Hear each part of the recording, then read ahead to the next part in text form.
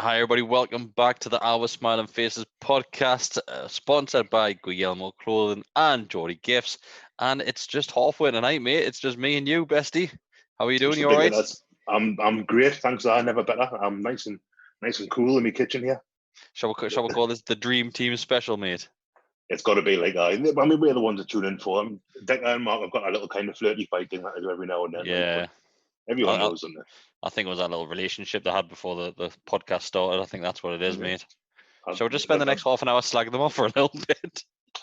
We should do. It's better than that first half against Villa, mate. I'll tell you that. Just to dive straight into it, I just want to explain on this one. We're going to be talking a little bit about the Villa game. There's not much to go into detail, really, but there's a few other things which happened in the last 24 hours in regards to contracts, players leaving the club. So we'll get on all that because I'm pretty sure you'll have opinion on that one as well, mate. So going in the Villa game, I think the four of us on Monday predicted a win for Newcastle. Quite an easy win, if I'm being honest. We all did. And like you said, it was the first time we've probably all agreed on that matter. Obviously, the match ended in a 1-1 draw, which I wouldn't say I was necessarily disappointed in it. I didn't feel as if it was 2 points dropped because Newcastle, they were absolute shadow of themselves from what they were on Monday. On Sunday. So starting lineup was exactly the same. Were you expecting that, mate? Just the same starting 11 to roll over to the next? Yeah, I think so. I think that's what Bruce likes to do. Is if he gets a kind of players in form, he sticks with them. He doesn't necessarily kind of like you'd have to say on the face of it, like Scher's probably a better centre half than Fernandes, but because Fernandes is in form, he's been playing well. He kept his place, and you can't really. I think that's a good way of doing it. No problem for me, that right. Yeah, no, I'm with you. I would have been very shocked to see any changes in that one. There's no huge injury concerns on the back of the Sheffield game. So going into this one, just like yourself, I was expecting that same starting 11. So the first half, just to quickly go through the first half, it was pretty uneventful from a Newcastle fans' point of view. The majority of the chances really fell to Villa. Villa put a couple of deadly balls in from the right-hand side, just dropping those into the 6-yard box. Yeah. And nobody there, mate, to clear those balls up. They were landing to Villa players every single time, which was quite worrying to see. Yeah, the one I remember early on was one that kind of crossed over at the back post and Trezeguet put it over. Trezeguet, yeah. And that was it was similar to me to Billy Sharp's chance at the weekend, where I think I'm assuming now, I can't remember the chance exactly, I can't remember the passage of play exactly, but it felt like it came from that Manquillo position, from the right back, maybe. I mean, I might be wrong on that, like, but similarly, it was kind of a waste opportunity. But yeah, that was, I saw that part and I thought, like, I wonder if that's a weak spot, how in the past, and I think we mentioned on Monday, teams would target Yedlin or Perch or Williamson or whoever happened to be perceived to be the weak spot in defence at the time. And yeah, that was kind of, I thought that might have been a sign of things to come. Yeah, I was quite worried, mate, because those balls, we should be clearing those up all day long, really. The balls, they're only just past the halfway line when those are getting delivered into our box, and it's really worrying. You can understand if they're getting to the likes of the byline, similar sort of position would be if you were taking a corner kick, but it's really dangerous. It seems like there's quite a high line for the defence, and like I said, mate, the balls are just dropping over the back of them. And if I was a Villa fan, I'm gutted that ball isn't going in the back of the net, because really their striker should be getting on the end of those chances, because we're glorious, mate. That's the type of chance we've seen like Joe Linton have and miss, or other strikers over the course of the season, and we've beaten down their throats because of it. So yeah, I think that should be 1-0 there for me. Early on, that was like 5 minutes in, wasn't it? Yeah. Those couple in quick succession. Me, I watched the match at Deck as they social distance, and before people start kicking off, sat the other side of the room to him. Don't worry about it. And it's safest anyway with that. In case he touched us. Out of arm's distance, arm's reach. But Newcastle, they really had one standout chance in that first half, which once again, I'm sure it was the first half. In fact, I can't even remember. It might be the second half. It landed Joe Linton. Shelvey plays him in. I think it might be in the second half, actually, mate. So Shelvey plays him in, and Joe Linton's run through a box, does a step over, loses one of the defenders, and what he's learned from against that Sheffield game is that he hits it with his left foot, gets power in it, and if it isn't for such a fantastic block from Mings, that's hitting the back of the net all day long. So it was good to see him have that bit of confidence and actually try and take the shot. When looking back on Sunday, he was absolutely petrified to do that, wasn't he? Yeah, he was. Not just on Sunday, mate. I think over the course of the season. I mean, the Tottenham game where he scored, was that the third game of the season, maybe? Certainly right back at the start. And I think there's been more than one occasion, certainly, where you look at him and you think he's a confident striker, doesn't do what he does there. And we made the point about the Sheffield United game where that chance where he kind of falls over and scuffs it a bit. Yeah. I think that with confidence comes composure, and with that, I think he puts it away. Maybe he's with his left. So yeah, if he's, I mean, I think Tyrone Mings is a really good centre half as well. If he's having to kind of stretch like that to block his jack, then I'm okay with that. Like, yeah, I think that game against Villa there, it showed you once again how isolated Joelinton is. It didn't look as dominant in the Sheffield United game, but yesterday's game, mate, he barely had a touch of that ball because it was all Villa for that first half. So yeah, it was frustrating to see, and I do quite feel sorry for him at times, mate, because we've said it so many times on this one. He's got an impossible job at the moment, hasn't he? Yeah, he has. I mean, since the change of four at the back, I think he's had a bit more support from Almiron, St. Maximan, and one of the centre midfielders coming forward, be it Shelby, be it I was going to say Longstaff, but he's been okay. But yeah, it's not. That's not his game. Like when you look what Rondon did last season, or what Carroll can do when fit, or like a target man. Even like Mitrovic was kind of that kind of player, or was perceived to be that kind of player as well, where you can hold the ball up and bring other players into play. And Joelinton, for all he's a big, strong lad, does seem isolated at times. He's not. I don't think he's a target man. No, I don't think he is at all, mate. Nah. Which I think when we played that way with Rondon last season, who is very much a target man. Yeah. It's a different. It's hard to get someone doing that. Yeah. So obviously after the back of scoring that goal against Sheffield, you think confidence will be high. Then you look at the Villa game, and he didn't have a bad game. Far from it. He just didn't really get involved, and no fault of his own. But when he goes off, obviously he gets replaced by the likes of Andy Carrol coming on the pitch along with Gale at the same time. They're on the pitch seconds, mate, and the score a goal. So he must be sat on that bench in the stands, wherever they sit these days, thinking, fucking hell, give me a break. Yeah, he's unlucky. It was a really well taken goal as well. There was a great bit of play by Carroll, I thought. You don't expect to see him out there as well. You know, it was I forget, was it Robbie Savage on co-coms last night? Yeah, it was. Who said, like, and we'll mention him again, Tyrone Mings kind of got pulled in. He's obviously been told, look, let's stick on Carroll because Mings is a young, big lad, strong, fit. A good centre half, I really like him. But I think he's been told, right, just stick on Carroll, don't give him an inch. And of course, Carroll's managed to get away, put the ball in, and Dwight Gale's got the freedom of the Gallagher, hasn't he? It's basically just Dwight Gale and I'm not sure which defender it is, but it's just one-on-one, then the keeper behind them, and it's like to be a striker in that position, you're rubbing your hands on you, and especially totally. I've always been I wouldn't say a critic of Gale, but I just don't think he's that Premier League standard. So someone that's going to be like perform week in, week out, I just don't think he is. I think he's a fantastic championship player. But yesterday, it just proved like how good of a finisher he is. And what I want to mention, though, just to defend Joelinton once again, is Joelinton's not in this position. He's not in a position where he's got someone up top with him. So Carroll comes on the pitch, and immediately it's Carroll and Gale. It's two up top once again. So once again, Joelinton's got to be sat there thinking, like what am I supposed to do? A £40 million striker getting brought into this club to play up top by himself. He's getting outdone by a player who's been at the club for years on end. What do we bring Gale in for? 12 million. Something like that, yeah. Andy Carroll's came in on a free. He's only made a handful of appearances, 8 appearances or something that this season, and they're outperforming him, and that's got to be a massive confidence issue with him. Like, really, really knock him down a peg, won't it? It could well do. I mean, Carroll, for all he's only played a handful of games, he's made a load of goals. I think his first 3 or 4 games, he made a goal in each one. Or certainly his first couple, he definitely did. Was it the Palace game that he changed the game, mate? Was it Palace? I can't remember. Was it Palace away, maybe? Pass at there home. was Pass at home. So there was one where he came on and you could see how like, the defenders are terrified of him. yeah, I'm sure it was the Palace game, mate. He came on, he absolutely just the game flipped over, and he was fantastic. So Adams just said it was Almiron's goal. So it was a game where Almiron scored. Yeah. So I wasn't there that long. I missed it, mate, as well. Did you miss that game?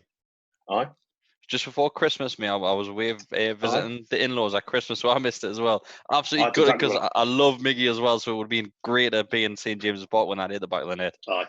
No, I was down visiting Amy's family at Christmas as well. Aye. There was a game before that we changed the game though, and I forget, was it Brighton at home maybe or Watford at home, where you came on and they were terrified of him. They were absolutely terrified of him. And I think with Carroll, it's as much what you worry he might do to what he's actually going to do. Yeah. He changes. I mean, you can see defenders kind of really get close to him and try and it just frees their players up. I mean, it's not always very pretty, like, but it does. It's so effective. I think with Carroll coming on the pitch, like you said there with Mings, it's basically a team may change their game plan to say, do not let him have this. So do not let him have a free header. Do not let him get a chance at the back post and stuff like that. So you're literally preventing him from doing a job, which is taking one of your defenders out of their position, which it was clear on Gale's goal. But to go back to Gale, it was a fantastic finish. He keeps that ball low, straight under the keeper. It's amazing, isn't it? It's a good finish. It's a really good finish. I'm the same as you. I like Dwight Gale. Like I thought that championship season, he got 20 odd goals, didn't he? Oh, mate, goals or something. Unbelievable that season. He was brilliant. He was such a good. Almost, I've heard the comparison made loads of times, like similar to David Kelly. His importance that season, without his goals, we don't finish. We're certainly not champions. Absolutely amazing sign to bring in that championship season as well. Absolutely fantastic. Played an absolute blinder. He hasn't scored a great many since he came back up, has he? No, I couldn't tell you how many. I'm certain that's his first one this season. And I don't think, because he was on loan at West Brom last year, so I don't think he scored one the many last year at all either. So for us at least. So now he's been a great signing, and you'd imagine getting towards the end of the season.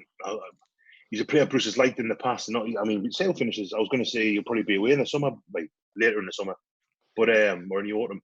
But you don't know if he can get another couple of goals. Maybe Steve Bruce thinks, there's something here. Like, we can keep him and have a look. And no, I think you're probably looking at the likes of Dwight Gale and Mutu, aren't you? One of the players is going to leave the club. Mutu looks like he's out of favour, not featured much throughout the season, despite a couple of goals, which he bagged one against Man U, didn't he? Was that last season before, maybe? Yeah, him and Kennedy scored. Kennedy scored last season.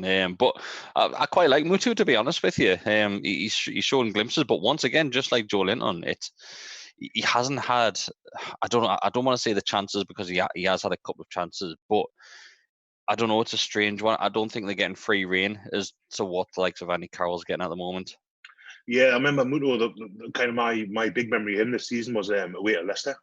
Early in that game, it might have been 0-0, maybe it's 1-0 down, where the ball comes through to him and he snaps at it, but doesn't connect with it properly. It rolls wide anyway. And I think with a couple of games under his belt, he's a bit sharp. That might go in, he just hasn't had that run. He never has. Rafa didn't really give him one either. It's a strange one, it is a strange one. But to go back to the Villa game, there's a couple of talking points, mate, that I want to get on just to wrap that Villa game. Like I said at the start, there's not much point focusing on this too much, because it was pretty uneventful throughout. Yeah. But one of the things which I want to mention is their goal. So obviously we score just before the 70th minute, I think it was. Great time to score, really. Final 20 minutes of a game, but 83rd minute they bag the equaliser. El Mohammadi always featured in some form of goal when he's playing against Newcastle United, no matter which team he's playing for. It's a whole X-Markham thing, isn't it, mate? But he gets that glancing header on the front post, and I think it's just so many errors, not just by one player, but probably about 3 or 4 of them. So he gets that header, and he's getting marked by Hayden, who had a fantastic game despite that moment, but he runs free from Hayden, and it obviously finds the back of the net.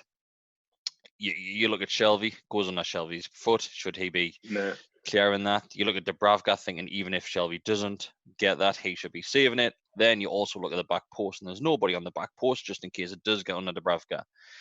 It's a strange one, mate. But as always, we'll go to you as a member of the goalkeeper union. And are you blaming Dubravka for that one? Yeah, he should do better. He should do better for that, I think. I mean, for all Shelby kind of waves a foot at it, I've not really seen all the angles, but it doesn't look as though Shelby's anywhere near it, really. He's not convincing, mate. Nah, it's keeper's ball for me. Like, I mean, I assume what's happened is Shelby's he's seen Shelby's foot go for it and thought like he's going to get a touch, so he's maybe second guessed a little bit. But yeah, I think that's got to be keeper's ball. Yeah, I'm with you. And I joined Emil on extra time last night, the feature that he does at full time, and we focused a little bit on Dubravka. And you're probably in the same position as me, mate. He can make these mistakes. We know he can make these mistakes. It's probably why he's not at a top European club playing Champions League football and things like that. But it still doesn't mean that we want him replaced, because he is a fantastic keeper. He makes the odd error, but he keeps us in so many games, doesn't he, mate? Yeah, he's. I mean, you see some keepers that do kind of lose their way a bit. Dubravka hasn't made he's had a really good season. There's been a couple of little things. I mean, but as you say, that's because he's probably our level of goalkeeper. He's a good goalkeeper for where we are at the minute. He's on course to be player of the season, hands down, in my opinion. For us, you've obviously got Saint because he's that flair player. Of course, he's going to be in the equation, but Dubravka's the one for me. He's consistent.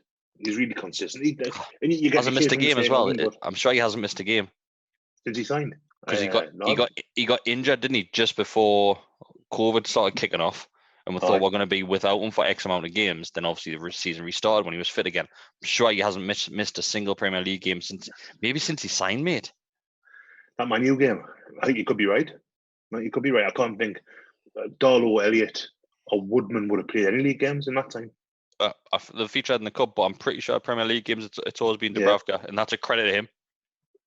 It is. It shows how well trusted he is by Benitez and by Bruce, as we are now. Like he's and he's, even when he makes a mistake like he did, which I do think was a mistake against Villa, the fans don't get any back. I mean, he certainly didn't yesterday. Because new one there. But he's you get some keepers that make a couple of mistakes, and you see the fans kind of go like, "Oh, yeah, we're gone." But he hasn't had that. Like he's people have been patient, not patient with them. Haven't had to be patient with them, but people have been maybe understanding that for the most part he has saved games. He's got so many points over the course of the. If you're thinking of a keeper that is probably renowned for making mistakes, who are you picking? So it can be any keeper. Any keeper, David James. Yeah, that's exactly who was in my head. David James. And yet he was a brilliant keeper. He was, mate. He was a superb goalkeeper, but no got the mistakes. Joe Hart had a spell as well, and then Joe Hart just became like a walking mistake. About 4 years ago. A walking, mate. If he's releasing a book, that's what it's getting titled. A walking mistake. A mistake with gloves. But like any goalkeeper, like David De Gea is a brilliant goalkeeper. He's had a bit of a time since the restart. Any goalkeeper, Petr Cech made mistakes. Schmeichel made mistakes. Kasper Schmeichel makes mistakes. The best keepers in the world do. Casillas did. It's one of those things. Like Dubravka making the occasional one or two over the course of the season doesn't concern me at all. There was a spell last season where I think 2 or 3 games in a row where he looked a little bit. Actually, it was Man U at home. He spilled a free kick and they scored from it. There was a couple after that. People started to get a little bit twitchy, and then he just reverted back to his kind of consistent, reliable form. Like, so I think he's been a superb goalkeeper, and I hope he's got a lot of years left here. Like, yeah, he's that sort of keeper that I want to see him finish his career at Newcastle United. Yeah, like I said, if this takeover is to go through, which I think we're all pretty confident that it will now, and we haven't had any bad news over the last few days, really. But he's the sort of player that I want this club to progress with. Yeah. He's got to be involved in some way whatsoever, and of course he can search the market for a better goalkeeper on paper. But Dubravka, for me, he's first name on that team sheet every single week for me, and that's not just because he's number one. Before you say it, that was always the first name on my team sheet in the Sunday League as well. That was literally because I was a goalkeeper. I was shocking. But I think so as well. He's still only 31, 32, so he could have another 5-6 years left. What kind of club Newcastle going to be in that time, we don't know, but you'd love to think that he could play a part like that. Or even, romantically, because it's happened in the past, like when players become coaches and that, you think, he could be that kind of player. You never know, like, but But he's a credit to the club. He really is. He's a good goalkeeper. And I'm always surprised by how they got him. I don't think he was even. Was it Slavia Prague they got him from? He wasn't. Was one of the Sparta, Prague maybe. Sparta. I think Yeah. it was Sparta. Mate. He wasn't even the first team keeper. I think he fell out with the staff, didn't he, and manager. And I'm sure that's why he wasn't getting his game. I've heard he's quite a forthright man. Like he's got. Doesn't seem it though, does he? Seems like quite a quiet character. Looks like a lovely lad, but I've heard people. I forget who it was now. I've heard people that know the club said Dubravka. Not that he's a bad bloke, but just that things have got to be his way. Yeah. Like the day he arrived, he parked in a certain parking spot and says, "Right, that's mine." That's mine. Hi. Just put a keeper glove on a post at the front of it. Just on the top. But yeah, I really do like Dubravka, mate. So of course, I'm with you. He's at fault for that goal, but you move on for it. If you had lost the game, it's another story. But we didn't. It's 4 points out of 6, and I think if you had asked either of us that last week going into the first game, we would have snapped people's hands up, wouldn't we? Definitely. I mean, you could argue it's 2 games that it should be. Well, Sheffield United's form since the restart would suggest that they've had a terrible start again, but those are 2 games that if you kind of go in them both thinking you can get a result, get a win against them both. So to get 4, I mean, it did feel like 2 points dropped yesterday because Villa are where they are, and it's Villa. I don't really get by into the kind of hatred of them, but a lot of people do. So fair play. They don't bother me either way, really. But I like 4 points on those 2, especially when we started on, I think, 35, so on 39 points now. Is that right? 39. Yeah, 39. I think. Yeah. That's got to do it, hasn't it? Really, imagine. Yeah, I was confident on the back of that win against Sheffield United that would have been enough, mate. Yeah. The games tonight, if you're watching this, obviously on Friday last night, the games last night, you've got Burnley's won against Watford and Arsenal won 2-0 against Southampton, mate. So yeah, it's what's the Man City score? There was 1-1, I think, last time. It is 2-1 to Man City. No. Oh, to Chelsea. Mm-hmm. So that's Liverpool champions, more or less, isn't it? So, 5 minutes ago, yeah. That's I think on Sunday last weekend, we were quite worried because the teams below are picking up points. But it's starting to work its way back to normality now, and obviously those 2 results tonight, it's worked in our favour. Obviously, we've got the cup game coming up. Just to touch on the cup game against Man City, are you changing that team? I don't know, to be honest with you. It's a weird one because if they do lose the league tonight, they are going to want to win the FA Cup, basically. So you can see them putting a really good team out. I saw someone, I don't know if it was in our group or on Twitter, put a team with 5 at the back. And I thought that might be what they go for because it worked. They beat them earlier this season. So, so maybe bring Sher back in. Maybe you drop, I don't know who you drop. Do you give Dwight Gale and Carroll a chance up front? Yeah, so Adam's just told we're there that Fernandinho had a red card tonight, so he might miss the game. I'm not sure how it works with a crossover. I'm pretty sure that it does roll over to the cup games and stuff, doesn't it? Domestic games are rolled together. Yeah. Aguero is a massive doubt because he's injured apparently. So it's 2 fantastic players, but once again it's Man City, and they replace them like that and bring players on that are just up there with them. Just a production line of brilliant players. It is. Blokes that would walk into probably 18 first teams in the Premier League. Yeah, I think with the likes of changes, I think there probably will be changes. I would like to see Carroll get a start and just be a threat up top, mate. Even just for the likes of long balls, hold the ball up. Because I think in this one we're going to have to take a page out of Rafa's book and sit back and absorb it. Then hopefully hit him on the counter attack.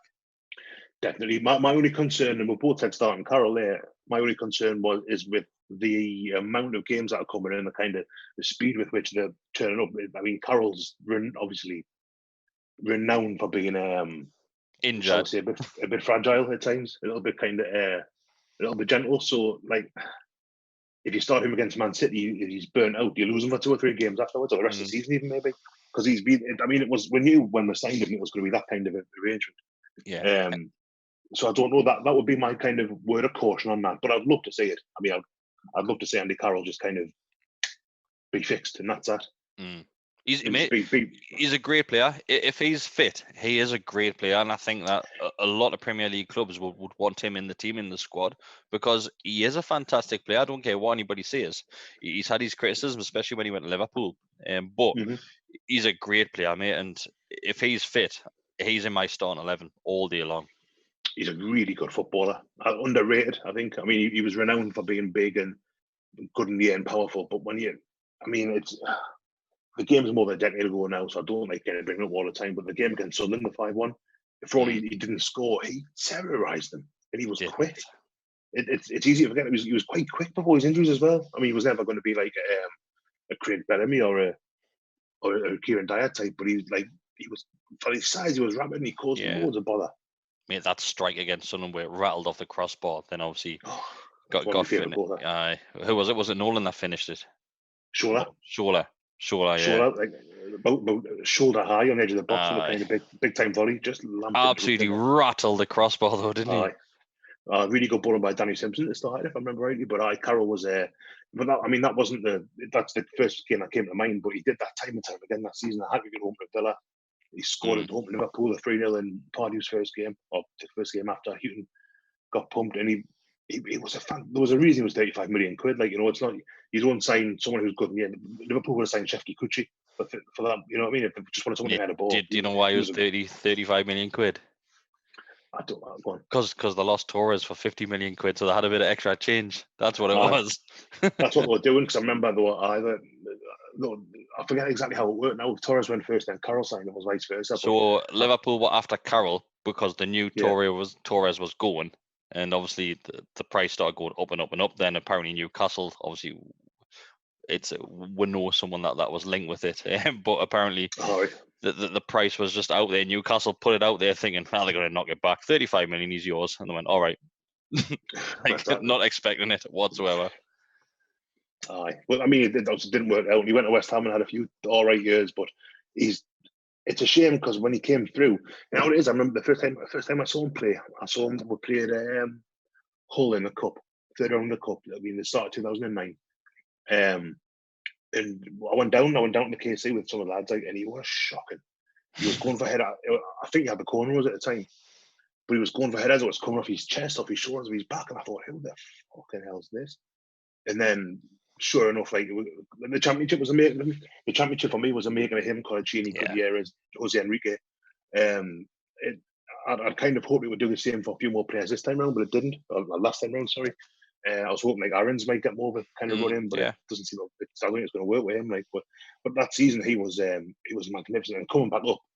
And there's always that thing when you come back up. But we've done it a couple of times in the last generation where you kind of go like, "Are they good enough?" You don't really know where you stand yet. And then, I mean, the game at Old Trafford got beat 3-0. Again, hard to gauge because I'm sure Man U were champions at the time. And then that Villa game was like, hold on a second, who we got here? He was brilliant. Even Cisco got an assist as well. Great then. Cans all around that night, mate. But just to touch on Carroll, obviously the news today, he has extended that contract for another year. So he's going to be here during the 2020-21 season, whenever the hell that's going to start. We don't even know if we can go to games and stuff. But I spoke about this last night. It's an absolute no-brainer. It's free money for us. He's a player that's allegedly on around about 30 grand a week. What sort of player can you get for 30 grand a week these days? Matty Longstaff, apparently. But he's someone great, and I don't think it's just what he's going to bring on the pitch. It's probably what he's bringing in that dressing room as well. Yeah, he's an old hand now, and he was 32-year-old, maybe 33, and he's been around. He's played in the Champions League. He scored in the cup final for Liverpool, 2012, I think that was, and he's a bit Mr. Newcastle, isn't he? Yeah, he is, mate. I think. I mean, and I really hope. Well, no, I was going to say I really hope that we're there when he scores his first goal. I hope not, because I hope he scores on Saturday. Sorry. But it would be amazing. The atmosphere when he scores, if the fans are there when it happens, it'll be unbelievable. It will be, mate. He's loved. He's held. I mean, for all I think everyone understands his limitations physically, as they are. But he's just. Even the beard thing in a minute, it's like that's Andy Carrol. It's all right. It's Andy. Yeah, he can do what he wants. It's our Andy. He's all right. He's just going through a phase. Go for a midlife crisis at the minute. But yeah, I'm with you, mate. I love the bloke. I would love to be in St James's Park when he does score that first goal, because it will happen. I don't know when, but it will happen. I But really hope so. It's of course, if I'm picking somebody else to score on the game against Man City, I'll do it if it means I get to see Andy Carroll score in St James's Park, because I'm just selfish. That's all it is. I mean, I'm just selfish in that way. But I think this season, like we said earlier, he hasn't made many appearances, but the appearances that he has made, he has changed games and won us points on the back of that. Yeah, he has done. Yeah, he's again, I wish I could remember which game it was, but even just because it could have been an imposter who looked like him in an Andy Carroll shirt, and that's how we changed the game, was not by doing anything, but by being Andy Carroll. Just being a presence, really, mate, isn't it? Just and then like there was one way he just the way he runs into headers. Can you imagine? One of my favorite football pictures ever, and I mentioned this at least twice a year on the podcast, is Sheeran Ferguson shaking hands at, I think, Goodison before a game, maybe Stamford Bridge, and both for Newcastle, both in that the Blue Star shirt with the floppy collar, the blue bits. And can you imagine being the centre half? I mean, who would have been at Chelsea then? Being even someone like Marcel Desailly thinking, "Fuck, I'm going to get hurt today." And Carroll's like that as well. He must be a nightmare to play against. He feel like holding me thigh, me like, oh, there's something dodgy here, something dodgy. He must be horrible to play against. You know you're going to get hurt. You know it doesn't matter. Mate, there's going to be elbows left, right, and centre, and it's back to like the Shearer's playing days, isn't it? Where Shearer just used to jump in, and you knew, like you said there, you knew you were going to get hurt, and you have to expect it when Carroll's on the pitch, and that's great for us.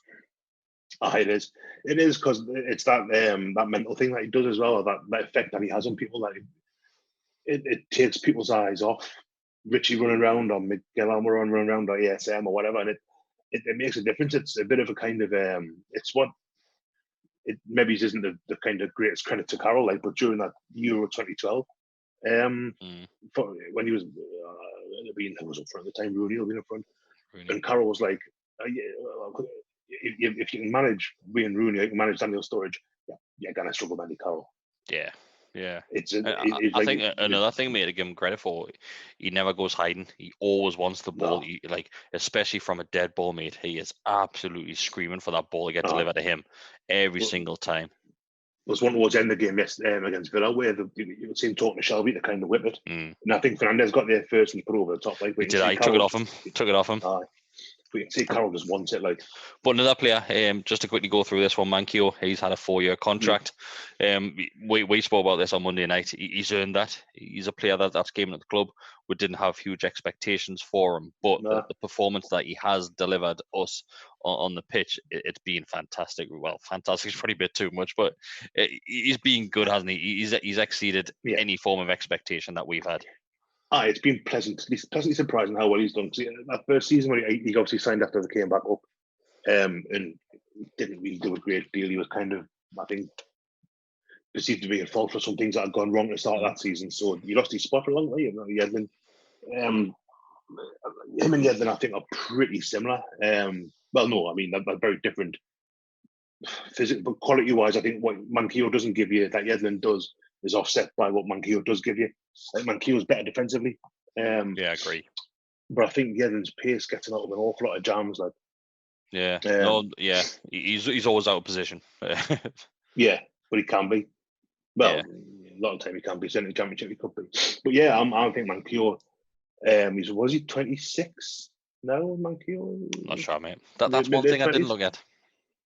I'm sure he's 26. So he's still 4 years. I mean, that takes him a 30-year-old, and then see where we'll go from there. If indeed he sees out the whole contract, like. But I think I'm happy with that. Like, he's a kind of player that you'd like to think in 4 years' time they would have built and improved upon. But at the same time, he's the best fullback, the best right back that we've got at the minute. So. Yeah. Well, I had this discussion with a couple of lads from work today, mate, because a couple of lads, I think I mentioned to you, where they're being quite concerned about this takeover and quite vocal about it, thinking that's not going to happen.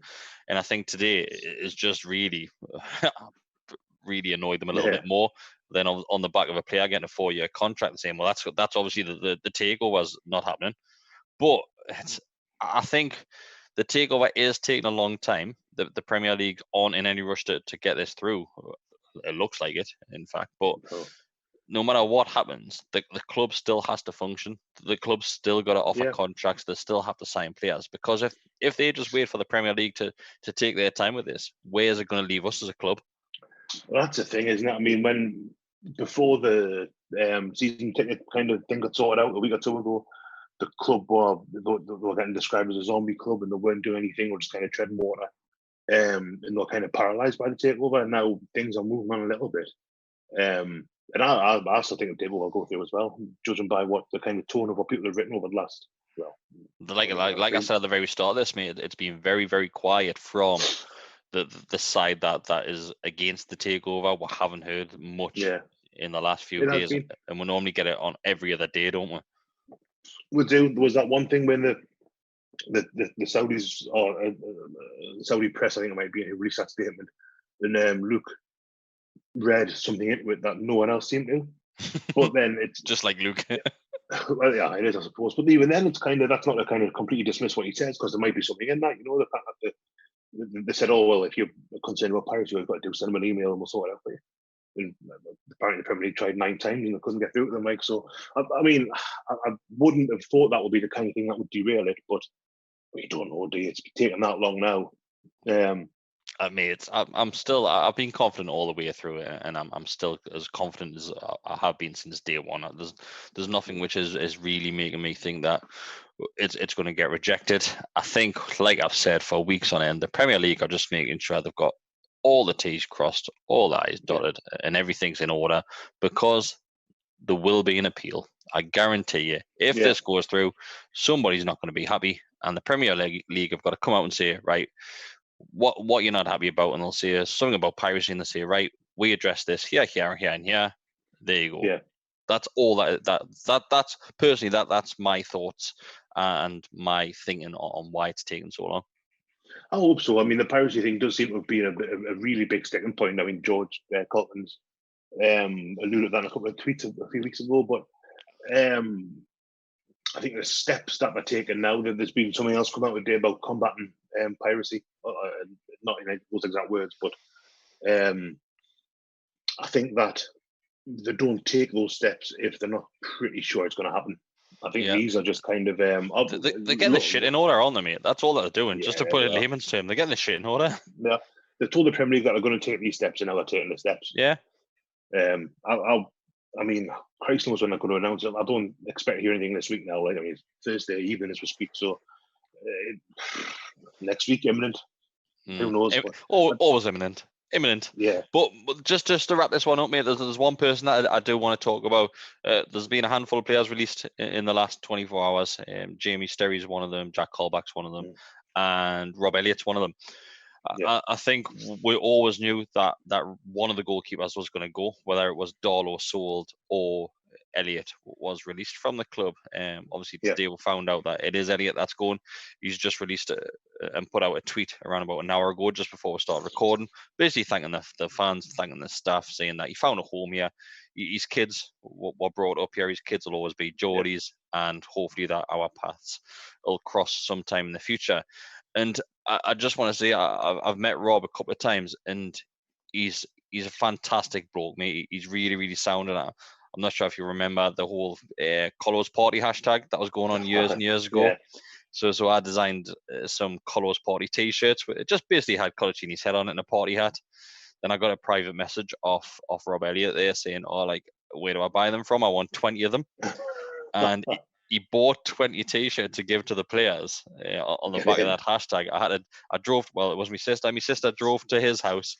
I had a boot full of T-shirts in the back.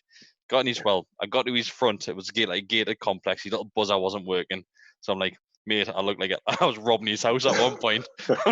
I'm pulling the gates ajar so I can squeeze in with his box of T-shirts. And like, he's a great bloke, mate. I've got plenty of time for Rob. He's done a lot up here in the community.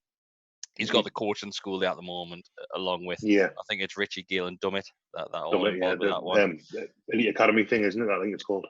And he lives in Tynemouth now, and he said from day one, this will always be the place after his football career where he'll come back to, because he loves the area, and that gives huge satisfaction for me being obviously local, same as yourself, mate. It just shows you what we're like up here, doesn't it? I think it does. I remember reading in a program a few years ago. It might even be the same quotes where he said, "Yeah, this is I love it up here. Really settled. I don't think he'd ever lived in the north before. He was at Charlton before he got him. He was being, I think, Leighton Orient maybe for a bit. And he said, "This is for me. I love it up here."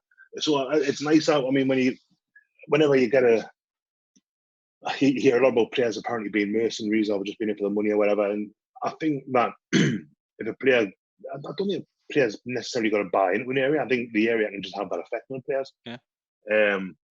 And I think he's a kind of bloke that will say around if he does stick up here. I mean, you never know what his career is going to take him next day. These things aren't always in his control.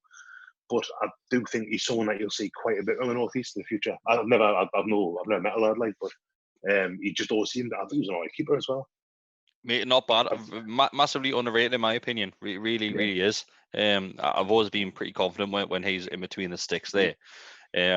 More so than what I have with keepers that are currently on my books, if I'm being honest with you. But he, like I said, he's a great bloke, great keeper, and it's a shame to see him go.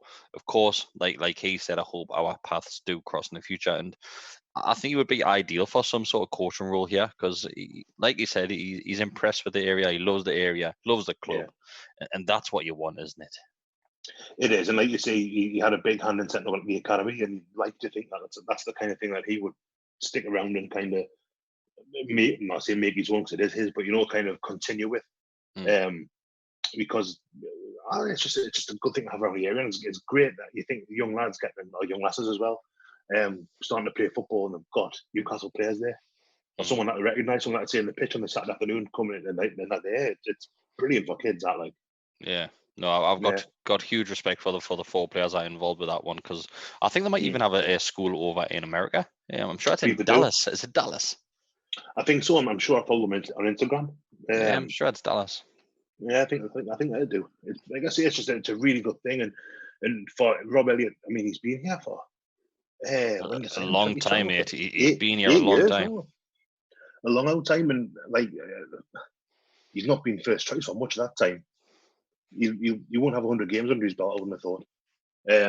So, I mean, it's one of those things where goalkeepers you've got to be number one, or you're on the bench for years on end. And Rob kind of had a bit of both, didn't he? But I think he spent a lot of time in goal when Carrol done his shoulder, didn't he? And he spent a lot of time in the nets then. Did he get injured? That's when Jack Lanick took over for a little while. Oh, Jesus Christ.